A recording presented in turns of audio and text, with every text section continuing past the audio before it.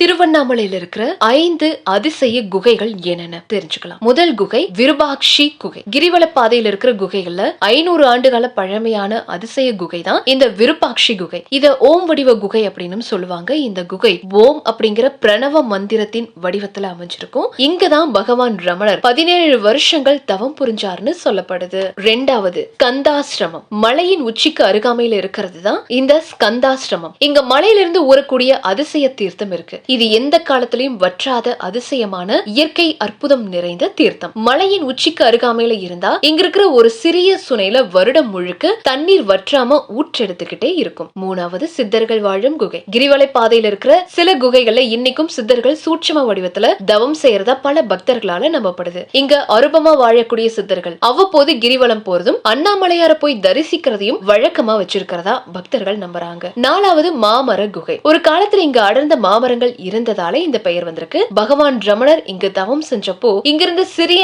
நீர்ச்சுனை இன்னைக்கும் வற்றாம ஒரு இயற்கை அதிசயமா இருக்கு. இதனால இத தாகம் தீர்க்கும் தவம் அப்படின்னு பக்தர்கள் சொல்றாங்க. அஞ்சாவது நமச்சிவாயர் குகை. பல நூற்றாண்டுகளுக்கு முன்னாடி வாழ்ந்த குகை நமச்சிவாயர் அப்படிங்கிற சித்தர் இங்கதான் தவம் பண்ணிருக்காரு. இந்த குகையில அமர்ந்து தியானம் செஞ்சா இன்னும் ஒரு விதமான தெய்வீக உஷ்ணத்தை நம்மளால உணர முடியும் அப்படின்னு பக்தர்கள் நம்புறாங்க.